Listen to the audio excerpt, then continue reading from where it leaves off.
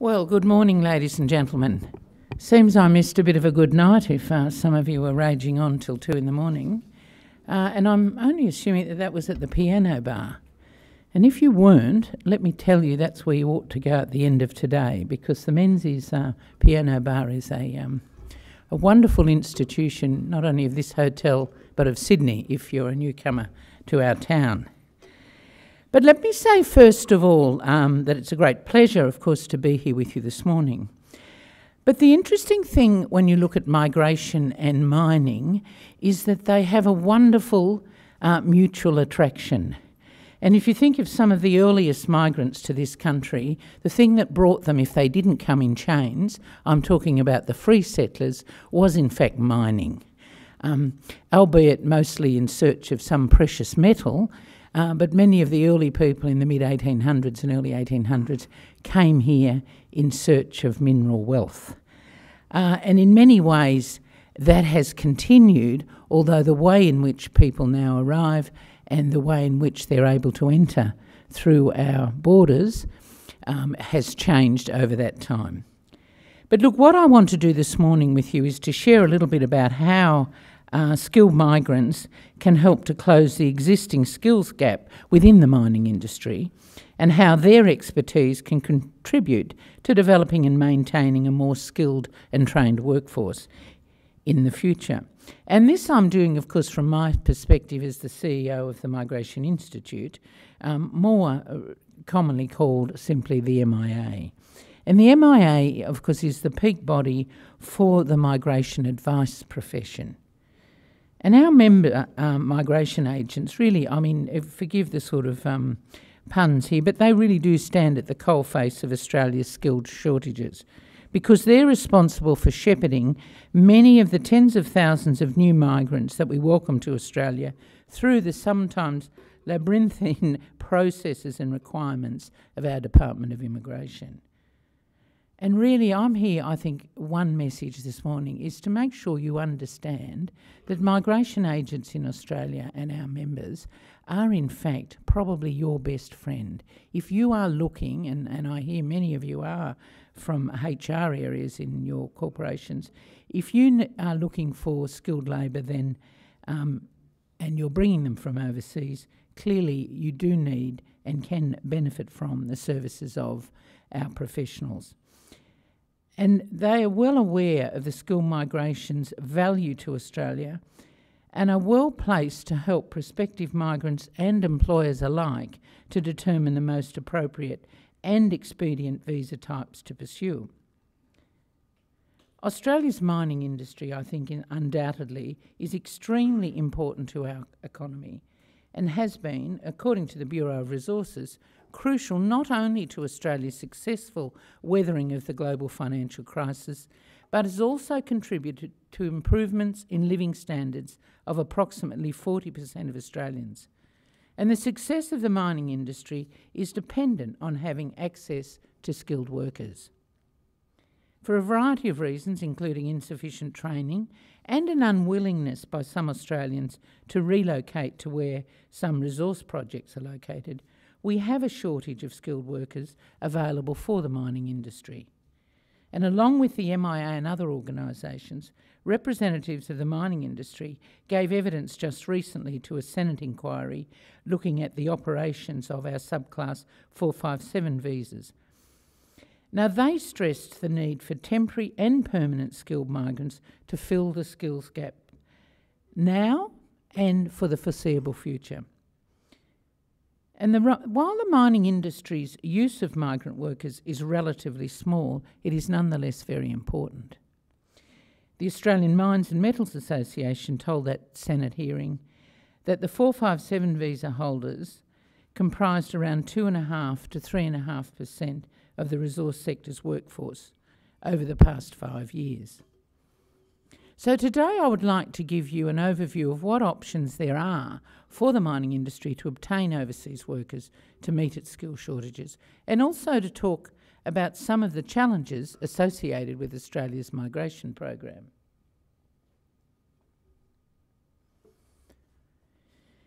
We're all aware of the outstanding and ongoing skill shortages that continue to constrain development, particularly amongst the mining and resources industry, which, as I've indicated, is not only significant, but it is one of our fastest growing and manifestly necessary industries.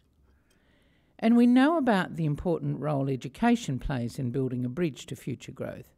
Australia is a world-leading provider of education and training to the mining sector. And the mining industry, in doing its part in training Australians, again just recently announced that there were some 12,000 apprentices in that sector, and 80% of all employers in the minerals and mining industry offer some form of structured training. I mean, that's a commendable record. What we may be interested to know is the role Australia's large and growing skilled migration plays in addressing the skill shortages. And needless to say, we must be able to identify where we have the shortages of skills in order to address them. And yes, we must look overseas to address these concerns. This is something, in fact, that governments recognise. The recent federal budget made very marginal changes to the migration program and has retained the previous year's numbers at around 190,000. So I think that's a statement of the importance and the consistency, in fact, of our requirements. But finding qualified workers is a challenge for all mining firms and is particularly acute in Australia. The skill shortage is expected to peak in 2020, when the industry estimates it will need 86,000 new workers. So companies quite often can't afford to wait the 4 or 5 years to train workers, otherwise they risk actually delaying mining projects. So in order to sponsor overseas workers to fill the skills gap, let's have a look at some of those options. Now, before I move off this side, I really wanted to just give you a feeling of what Australia's migration program looks like over time. And you can see across the top of that it is made up of really 3 different streams. And the skilled stream, which is the purpley colour, of course, is one that has been consistent over a long period of time but has continued to grow. And you can see the relative importance in number between the other 2 streams, one being the family, which is our traditional program immediately post-war. Most of our programs were about family migration, and then there's a fairly consistent, almost a flat line, you might be surprised to see, with the humanitarian programs, despite some of the political rhetoric one hears from time to time. I may come back to that in political challenges. But let's just quickly look now at what's going on in terms of visa options and what's open to employers and to individuals in terms of seeking workers and employment opportunities in Australia. Now, I'm not going to get real techo with you here, firstly because I'm not a migration agent, and if you want good advice, I assure you that's where you should be going. But I can and I will attempt to give you a bit of a brief overview of our migration program and how it fits into assisting the mining industry in bridging the skills gap. There are 2 broad categories to cover: the permanent skilled migration and temporary skilled migration. So that's the first thing to remember. And under that permanent program, you've got a general skilled migration area, which is the name it goes by, and that's really for skilled workers who are not being sponsored by an employer. So they're making their own way here, if you will. And then the next category, of course, is the employer nominations for those who have an employer willing to sponsor them. And then there's another scheme, which is our business skills migration, which is basically designed to encourage successful business people to settle in Australia. Now then, of course, we've got permanent visas, and they are open to employers looking to take on skilled overseas workers, and essentially they are under the employer nomination scheme or under a regional sponsored migration scheme where we bring in the interests of specific regions, and state governments have a part to play. I'll talk about those again in a minute. But under our temporary program, the category of temporary business long stay visas. That's the subclass 457. And I find that's a number that a lot of people bandy around.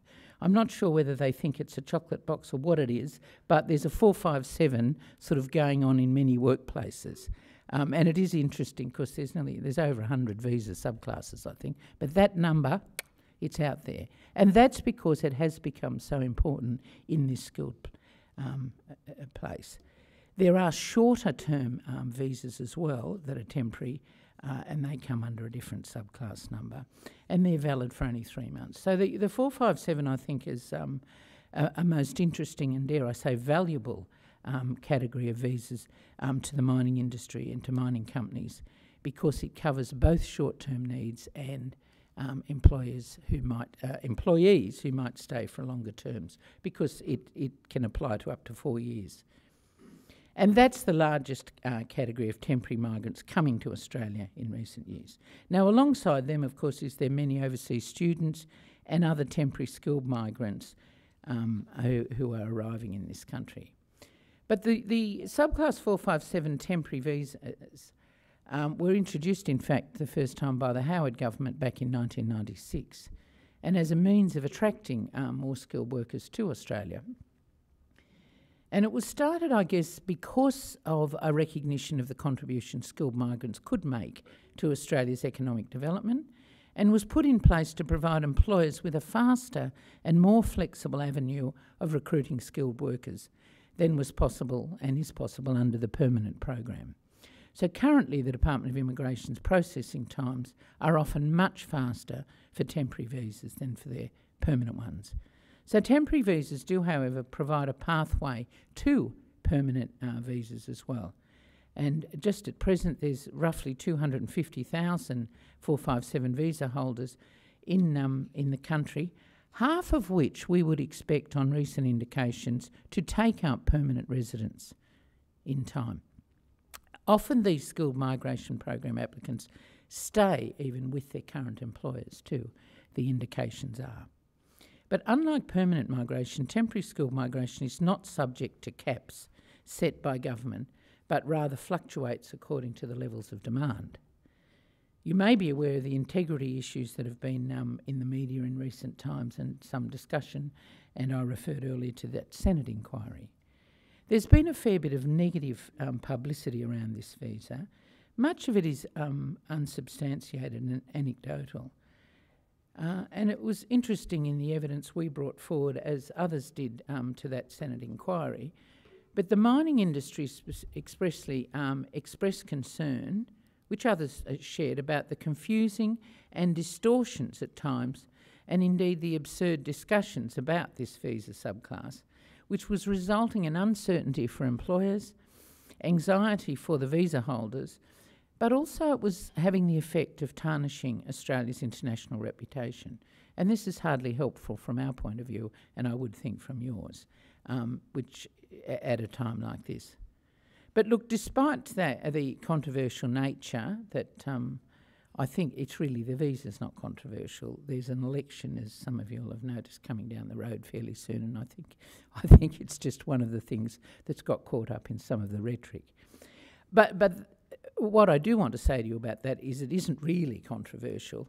The fact is that government has been out there running skills needs expos around the country around the globe, since 2005, and of continuing to do so. So I don't think there is a serious, notwithstanding some of the public comment, any serious attempt by anybody to change that in a significant way.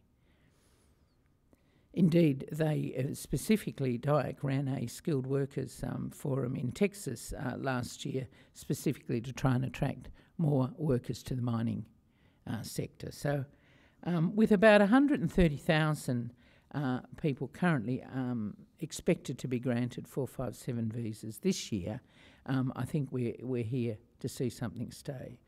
And with the improved processing times and less stringent requirements than the permanent visas, this visa class, in a sense, does represent a bit of a silver bullet solution for skill shortages and provides an immediate boost to a local economy or to an employment scenario in a corporation. Lastly, I just want to mention in the temporary section that there is also a recognised graduate temporary visa, a 476 if you're a collector of visa numbers.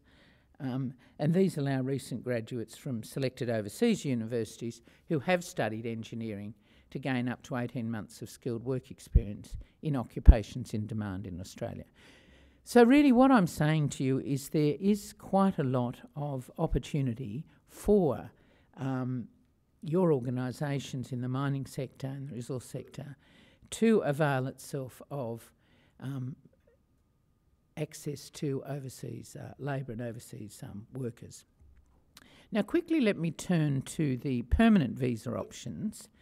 And the federal government has over the past year gone through a process of expanding the skilled migration program and in this area, and the focus has been very much moved into a demand-driven skilled migration.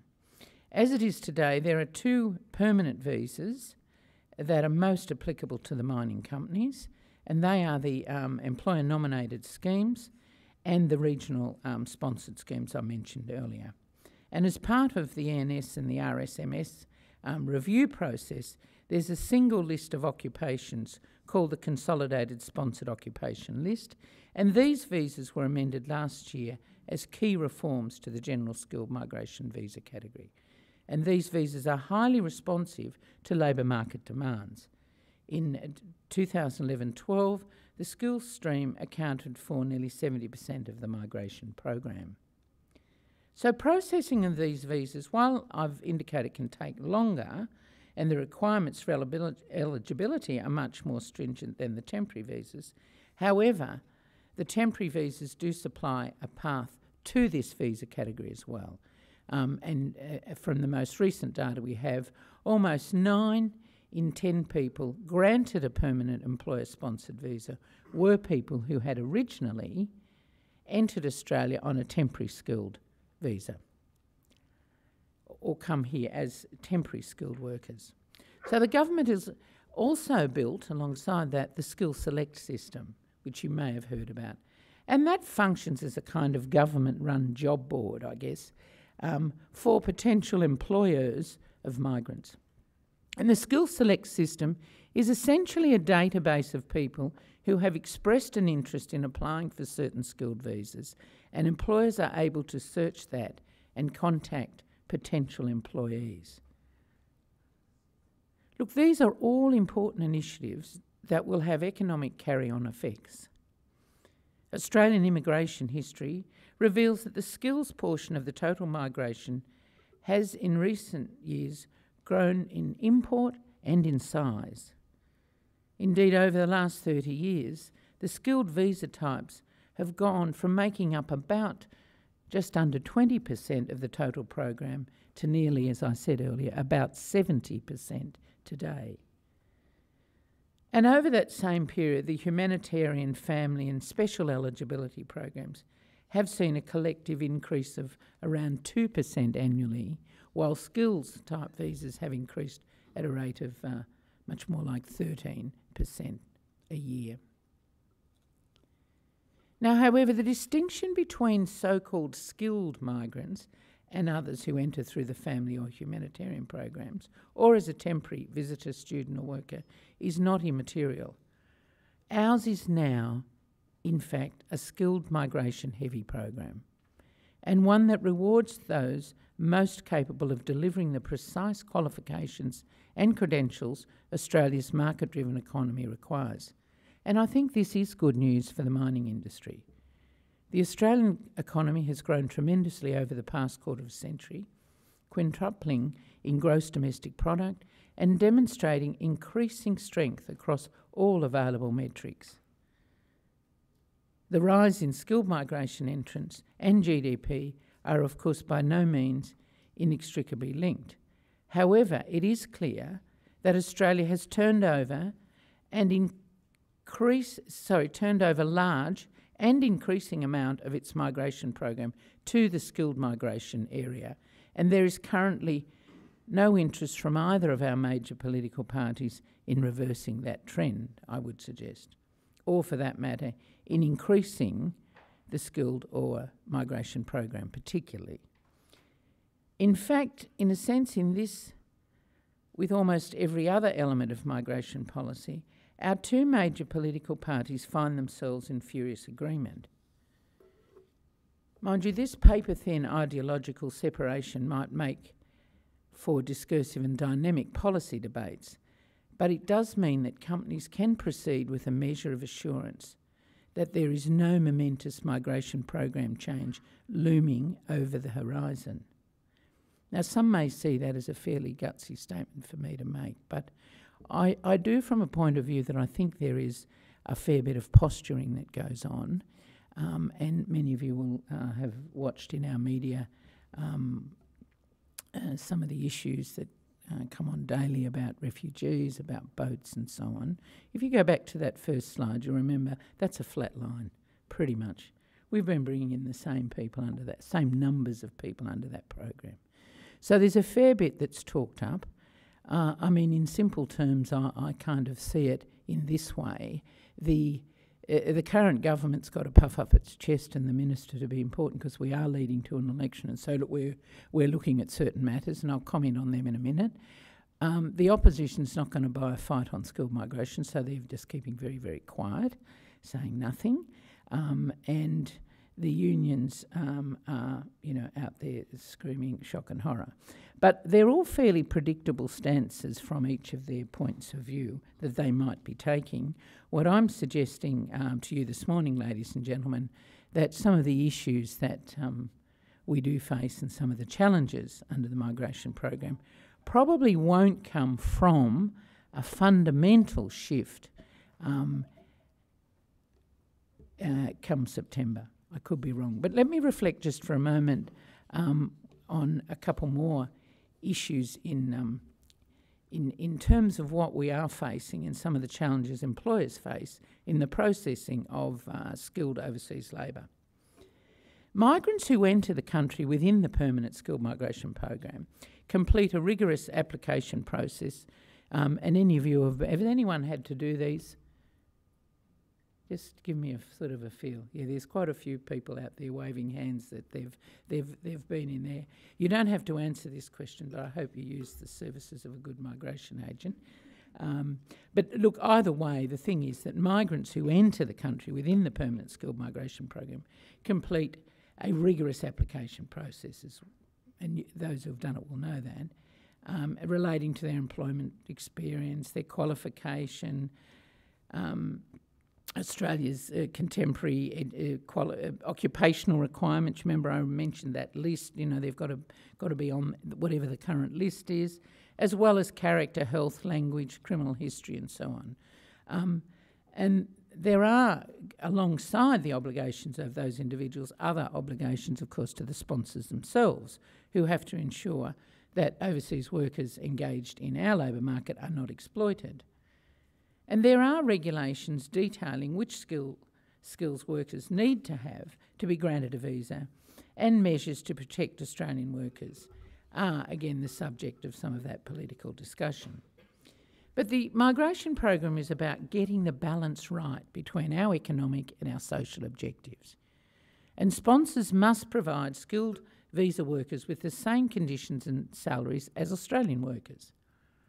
And visa processing can be too slow. Currently, processing times for temporary visas are listed on the DIAC website as taking 3 months, although people anecdotally tell me they can get them through often more quickly than that. But for permanent visas can take more like 8 months. So there's many frustrations in the projects, and in the processing, I meant to say, which can have serious implications for some of your projects. And there is also ongoing discussion around, at the moment, the Enterprise Migration Agreements, the EMAs, and the Regional Migration Agreement programs. The Enterprise Migration Agreement program, if it ever gets off the ground, was designed specifically for the resources sector to address its growing skills needs. And it's hoped that these agreements will streamline negotiation arrangements for access to overseas workers and guarantee faster processing times for the visa applicants as well. I think only time will tell on that one. But these would assist the large-scale projects, particularly those in remote or regional areas, and those in the resource industry in bringing in overseas workers on the projects. The fact is, ladies and gentlemen, the Migration Act requirements and DIAC policy can be very confusing. And if one is not familiar with these guidelines, it can become a laborious and time-consuming process for an employer. I don't know from the experiences of people here, would anyone agree with that statement? I'm getting some nods there for sure. And we do share that concern. But compounding the confusion is the fact that legislation is constantly being reviewed and refined, and it can be very difficult to keep up with any changes and all of the changes, especially for those not working specifically in the field of migration.